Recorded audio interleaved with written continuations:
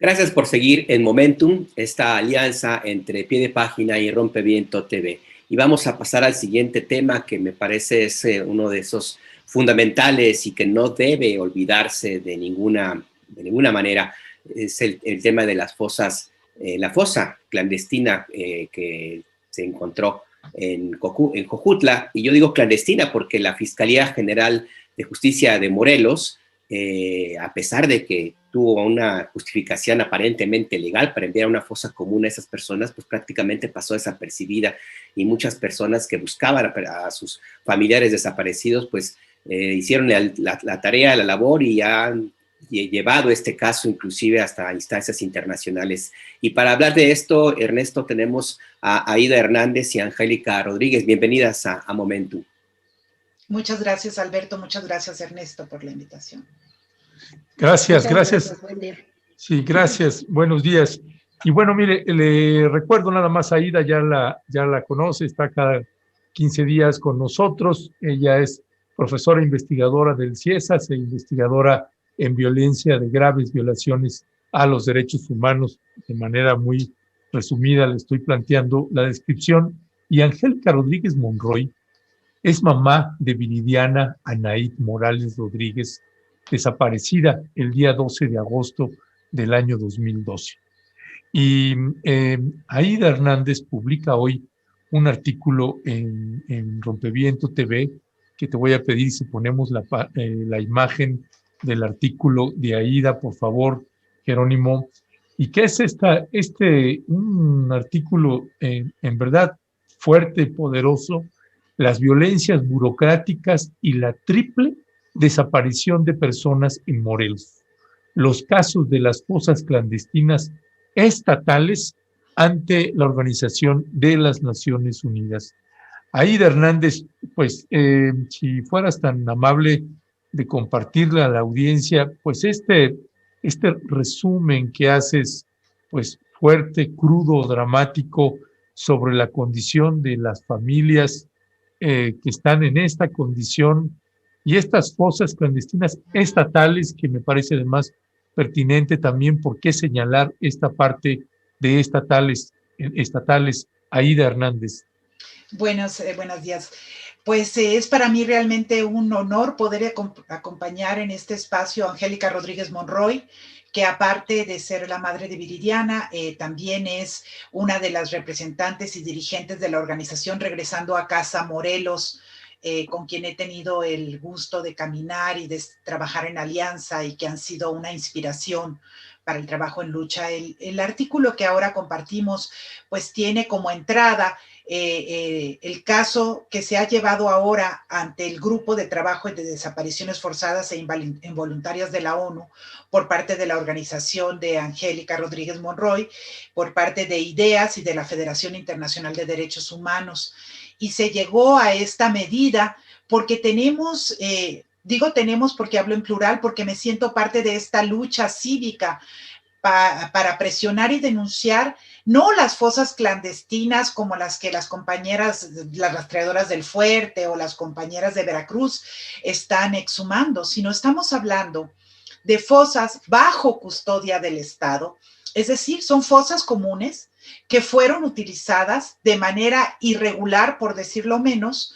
Lo que yo argumento en el artículo es que estamos acuñando un nuevo término en el lenguaje forense, que son las fosas clandestinas del Estado, porque el manejo de las mismas es el mismo manejo que se da en las fosas clandestinas, es decir, que lamentablemente en estas fosas, tanto en las de Tetelcingo como en las de Jojutla, se han encontrado cuerpos maniatados, amarrados, sin necropsias,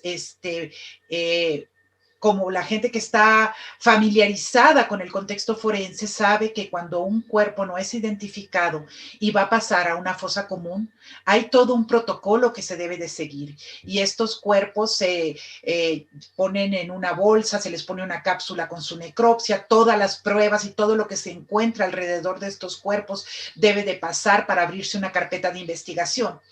Los cuerpos encontrados en estas fosas, muchos de ellos no tenían nada de eso. Eran cuerpos que habían sido violentados, que aparecían con ropa, que aparecían con pruebas.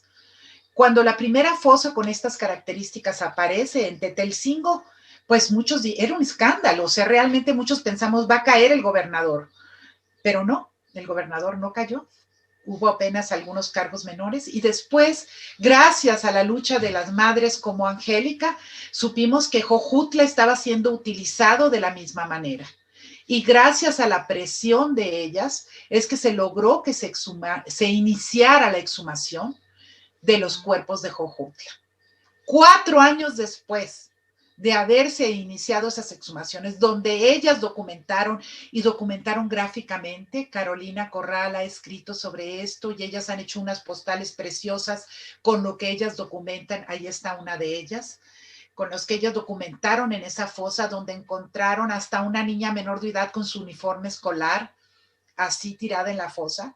4 años después, siguen esperando que se den las pruebas genéticas, y esa es parte de la lucha pues que ellas han estado haciendo con plantones en el Zócalo, con denuncias, con un maravilloso documental hecho por Carolina Corral que se llama Volverte a Ver, con esas postales que están ellas distribuyendo, pero nada de eso ha funcionado. Siguen esos cuerpos, esas personas esperando regresar a casa, y es por eso que ellas decidieron llevar el caso ante la ONU para que se presione a la Fiscalía a que, para empezar, se entreguen las pruebas genéticas de los 84 cuerpos que están, 83, uno de ellos entregado, que están esperando ser identificados. Y hay una serie de enredos burocráticos alrededor de esto que yo abordo en el artículo, pero que tal vez Angélica nos podría profundizar. Sí, Angélica, yo le quería preguntar antes de que nos explique un poco más sobre esos enredos burocráticos. ¿Qué están solicitando concretamente a la ONU? Concretamente ustedes se dirigen a la Federación Internacional de Derechos Humanos, ante el Grupo de Trabajo sobre Desapariciones Forzadas e Involuntarias de la ONU. ¿Qué es lo que le están ustedes solicitando a este organismo, Angélica? Y si nos explica esos enredos burocráticos de los que habla la profesora Aida. Sí, buen día, gracias. Básicamente estamos solicitando que le haga un llamamiento a la Fiscalía del Estado, y esto es, pues, que la obligue a cumplir con los perfiles genéticos que se le tomaron a las personas que se exhumaron de Jojutla. Participaron 4 instituciones en la toma de muestra de estos perfiles. Fue la Universidad del Estado, la Fiscalía del Estado, la FGR y la policía científica. Ahora ya es Guardia Nacional, FGR, Universidad y Fiscalía del Estado. Sin embargo, se supone que las 4 instituciones ya tienen el resultado. Lo que seguiría específicamente es que todos los resultados de esas 4 instituciones se validaran. Se hiciera una mesa de trabajo, que tuvimos la primera y la única, porque los perfiles genéticos que tomó la universidad, como la universidad ya desapareció su área de atención a víctimas que tenía, y el nuevo rector, pues al parecer no quiere saber nada en cuanto a víctimas se refiere. Ellos dicen que, resulta que los perfiles que ellos tomaron no los han entregado para que se pueda hacer esa validación. Entonces, lo que hacemos es, de esas 4 instituciones, si 3 resultados salen iguales, se sube a la base CODIS, y de ahí ya se va a empezar a hacer confronta con los perfiles de las familias para poder, obviamente, regresar a nuestros seres queridos. Sin embargo, esto no se ha podido realizar porque la universidad se está deslindando. En ese momento también lo menciona Aida en su artículo. En su artículo está nombrando al doctor Abimelech, que fue el responsable en aquel momento de tomar la muestra y de procesar esas muestras.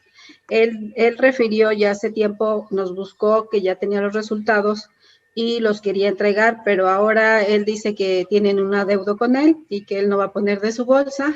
Entonces nosotros nos dirigimos a la universidad con el abogado general, porque en ningún momento el rector nos ha querido recibir, y el abogado dice que pues que sí, que tiene un adeudo y que estaban en pláticas para hacer un convenio pero que él no nos los va a entregar a nosotros, que ellos los van a entregar a FGR.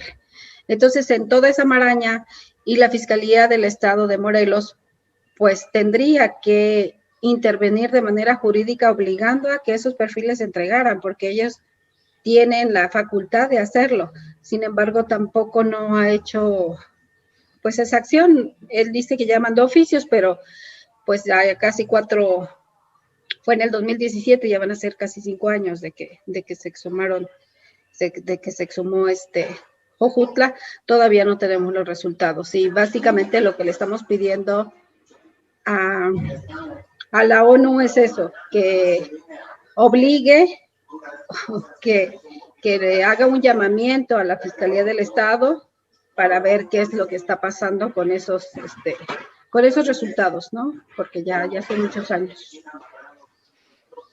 Ernesto, yo solo quisiera añadir 2 cositas. Que a veces todo esto suena, uno se pierde con estos enredos burocráticos. Estamos hablando de que hace 5 años las compañeras que lograron entrar por presión a la zona 0 y documentaron, vieron que ahí había niñas menores de edad con uniformes, había personas amarradas, había señas de tortura. Todo esto apunta, si somos honestos, a una complicidad entre el Estado y quienes hayan asesinado a esas personas, por lo menos por ocultar pruebas.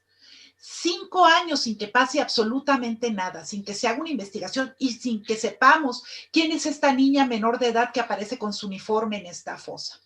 Y lo más lamentable es que la universidad en aquel entonces estaba como aliada y ellas lograron que este médico forense fuera como perito independiente en representación de ellas.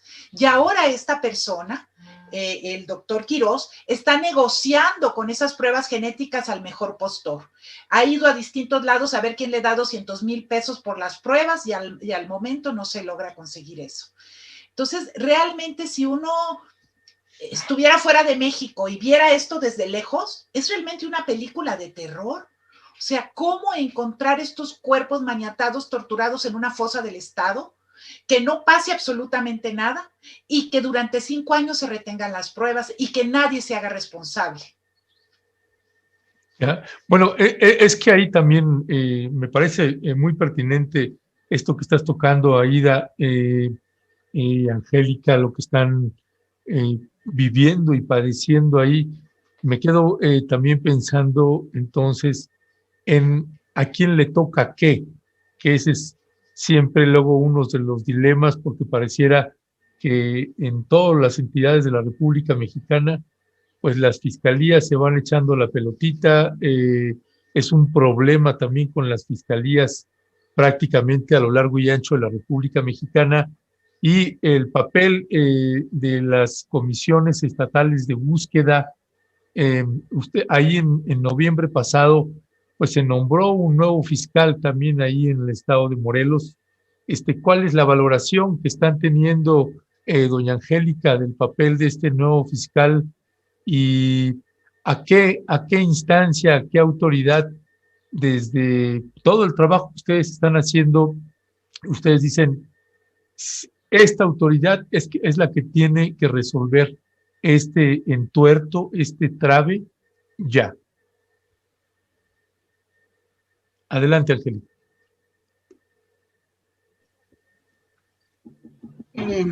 Sí, ¿qué corresponde a quién? Bueno, en esta experiencia de Jojutla, quien debería ser encargado de todo esto es la Fiscalía del Estado. Anteriormente se exhumó la fosa de Tetelcingo, que era responsabilidad de FGR, y creo que en aquel momento funcionó mucho mejor toda la experiencia, porque incluso la Fiscalía General del Estado se suponía que tendría que trabajarse Jojutla de la misma manera que se trabajó Tetelcingo. Sin embargo, eso no ha sucedido. Una, pues porque no se han los perfiles genéticos no se han validado, esa es una de las principales. Otra, porque dentro de los acuerdos y dentro de las minutas estaba dicho que la Fiscalía tenía que presentar un álbum fotográfico de prendas de todos esos cadáveres que se exhumaron y tenía que presentar las carpetas de investigación debidamente ya con las pertenencias que llevaban esos cuerpos ahí, que iban con ropa, que todavía traían cinta canela en los labios, traían vendas en los ojos, traían amarrados los pies y las manos, así, tal cual, los fueron y los metieron en una bolsa negra y los fueron a lanzar a esa fosa. Ellas, la Fiscalía del Estado tenía la responsabilidad de integrar esas carpetas debidamente con todas las pertenencias y mostrar por lo menos un álbum fotográfico de tatuajes, de pertenencias, cosa que no hemos visto a las familias, que no se nos ha permitido el acceso a estas carpetas ni a estos álbumes, para que nosotros podamos compartir y tratar de identificar, no solo poder estar esperanzados al perfil genético. La responsabilidad recayó en la Fiscalía del Estado, sin embargo, pues no ha sido así. Ahora, con la entrada del nuevo fiscal, pues él viene ahora sí a encontrar un Estado que tiene muchas deudas con las víctimas, en lo que él se pone en contexto con lo que está haciendo Morelos y con todo lo que dejó pendiente, como bien dice Aida, el gobernador Graco, pero sin embargo, antes de irse Graco dejó al fiscal Uriel Carmona, al fiscal general, y lo ratificaron por 9 años. Entonces, esto claramente habla, y también nosotros, o sea, creo que no se necesita ser experto. En ese momento, cuando nosotras declarábamos y terminábamos los días de trabajo en Jojutla, claramente lo dijimos, ¿no? No se necesita ser experto para ver que en esta fosa servía al crimen organizado, pero con el permiso de la Fiscalía, con el permiso de los funcionarios que son los responsables y que nos deben de dar seguridad y de cuidar a la ciudadanía. Sin embargo, esto no está sucediendo. Entonces, pues todo recae dentro de la Fiscalía del Estado. El nuevo fiscal que apenas entró, pues está empapando, está conociendo el tema. Es un poco más abierto al diálogo, sin embargo, pues creo que todavía hay mucho que tiene que conocer y que así no sabe hacia dónde irse, porque además el fiscal general Uriel Carmona, ahora que lo dejó Graco, él conoce bien el contexto de Jojutla, porque en aquel momento él era notario público, él estuvo en Jojutla, participó en la experiencia de Jojutla, dando fe de todo lo que se estaba haciendo. Él estuvo ahí como notario público. Entonces, pues si él tiene toda la información y estuvo presente, no sabemos qué es lo que están ocultando, ¿no? O qué es lo que no quieren que salga a la luz, y esto es muy grave. Por eso es que nos hemos ido a instancias internacionales, porque sabemos que aquí dentro, pues todo el mundo se está cubriendo. En este escenario, profesora Aida Hernández, ¿hay realmente una expectativa cierta de que le van a hacer caso a la ONU cuando se haga el llamamiento, si es que esto ocurre?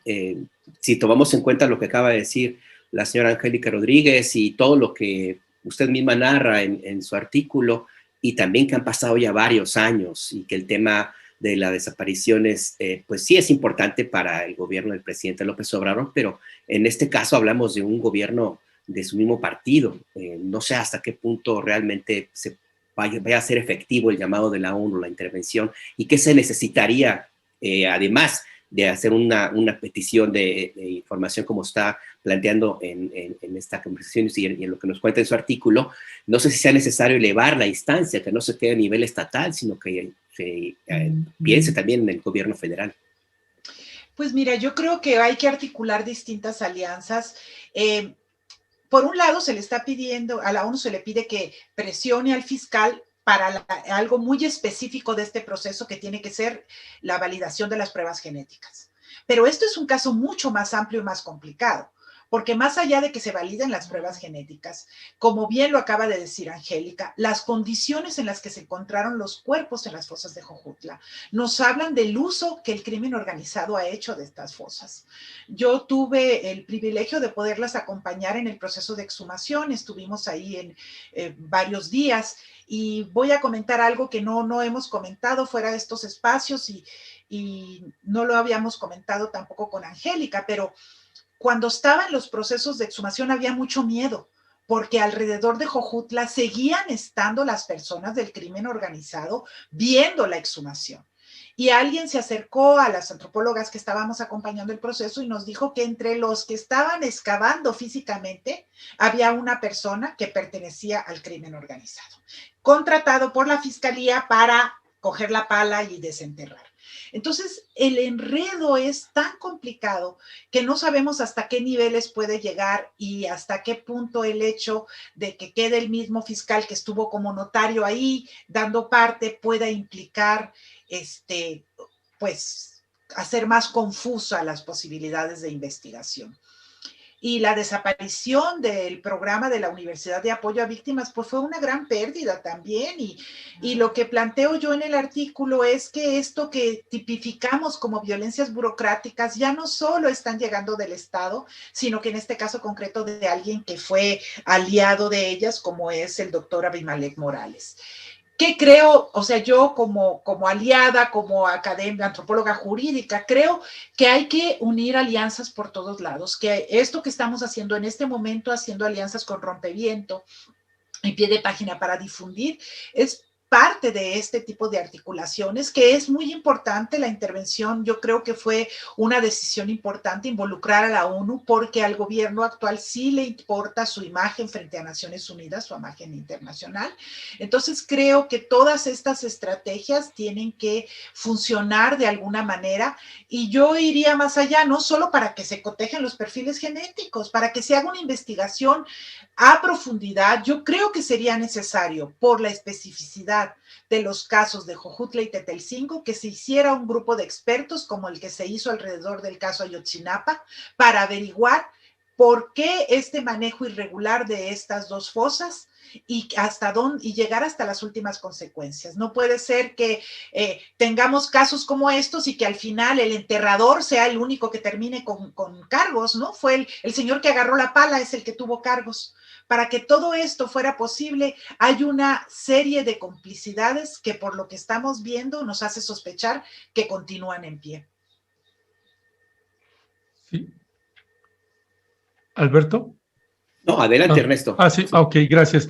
Me quedo aquí también pensando en esta parte de, regresando al rector.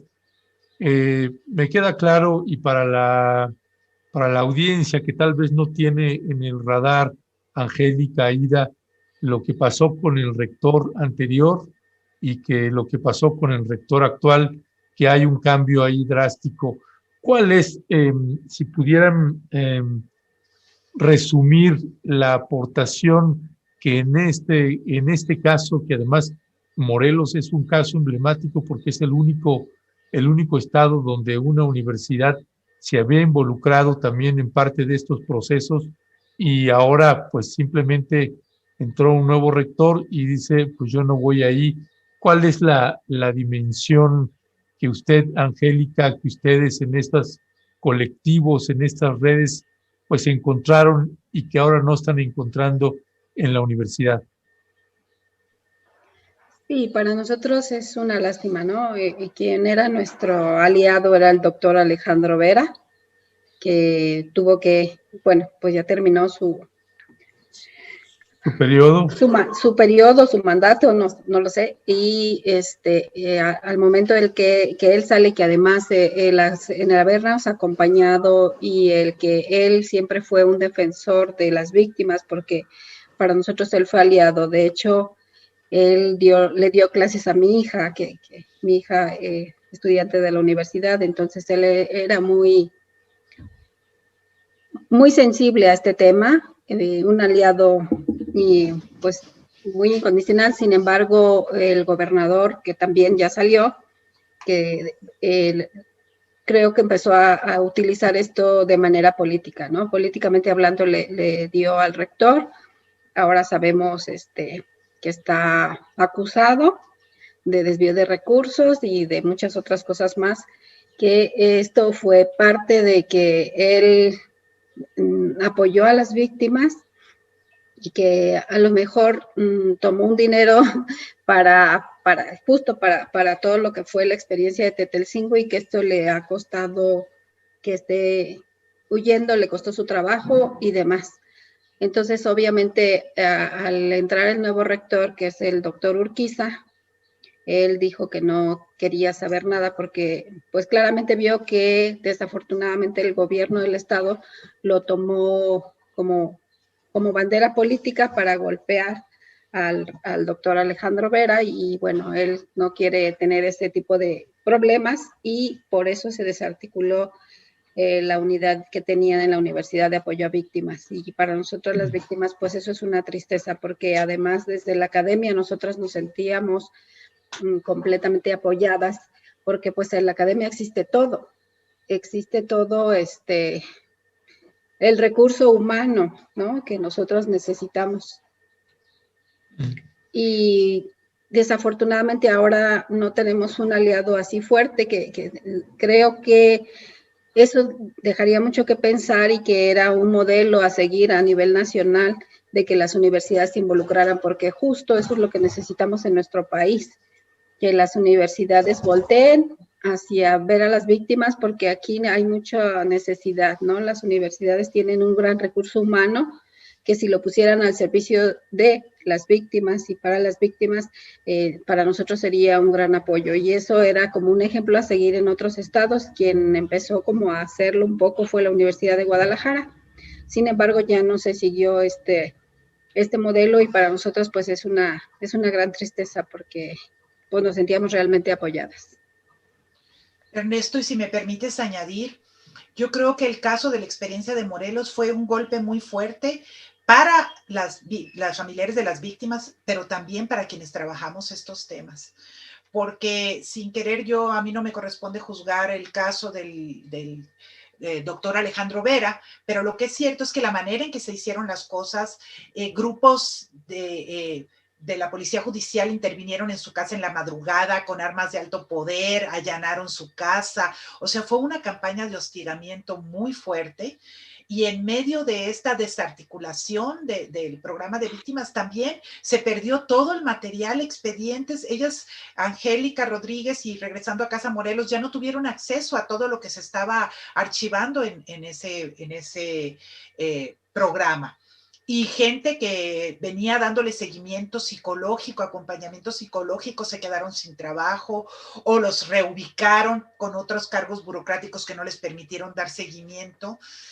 Y yo creo que después de este golpe tan duro que se dio a este programa universitario, se envió un mensaje también a las instituciones universitarias que se quieran involucrar apoyando a las víctimas, de qué tipo de consecuencias se puede tener cuando, bueno, no se mencionó aquí también, pero Javier Sicilia era parte en aquel momento también de la universidad y fue alguien muy cercano al rector que promovió también este acompañamiento. Que más allá de que se trataba de un acompañamiento de responsabilidad ético-política de la universidad, es también porque muchas de las jóvenes eran, o sea, el caso de Viridiana, la hija de Angélica, es uno de ellos. O sea, entre las y los desaparecidos también hay jóvenes universitarios de esta universidad del estado de Morelos. Entonces, la universidad tendría que tener una responsabilidad ético-política con respecto a sus estudiantes. Pues sí, como lo comentaba al principio, este es un tema que no tiene por qué olvidarse, sigue muy presente, básicamente porque no se ha dado solución a este terrible caso de la fosa común tratada como clandestina, como bien dice la profesora Aida Hernández, en Jojutla, Morelos. Pues no sé si tengas alguna otra pregunta, Ernesto. No, ya, no, les agradecemos. Preguntas hay varias. No, pero sí, claro. Ya lamentablemente tenemos ahí ya nuestro siguiente invitado, sí, el tiempo de un noticiario. Pero Aida, Angélica, les queremos agradecer. Vamos a darle pues seguimiento a Angélica a través de Aida en estos enlaces que estamos teniendo quincenalmente y cuando es necesario, pues semanal, según sea el caso, según sea el tema, pues acá en esta alianza que tenemos Pie de Página y Rompeviento TV. Ustedes cuentan con este noticiario Momentum para estarle dando salida a todo lo que sea necesario. Es increíble, indignante, y estas son las partes, Alberto Nájar, de las que tenemos que seguir empujando. Me parece obligado de todos los medios de comunicación no normalizar el tema, no normalizar el que una señora nos esté diciendo, un colectivo de madres y padres nos estén diciendo, pues ahí en los CEMEFOS, ahí están los cuerpos y tenemos 4 años esperando los estudios de ADN, 5 años y nada más no lo hacen. Es verdaderamente indignante. Es como si todavía estuvieran desaparecidos cuando carajo los tienen ahí, Alberto Nájar.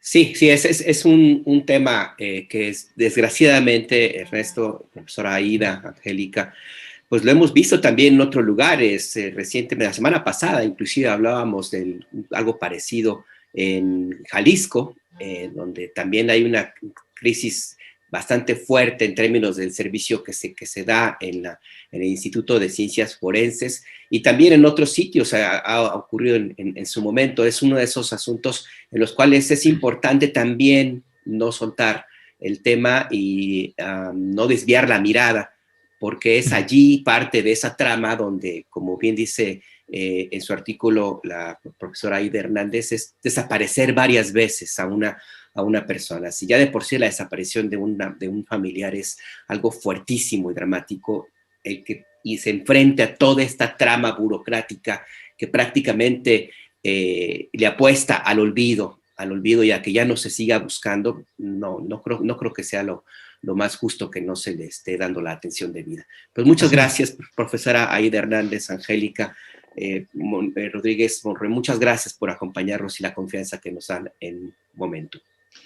Yo antes de despedirme quiero invitar a que busquen el documental Volverte a Ver, que documenta y en el que participa Angélica Rodríguez Monroy, que documenta este caso con más detalle y la importancia del papel que han tenido las madres, hermanas, familiares de desaparecidos en esta búsqueda.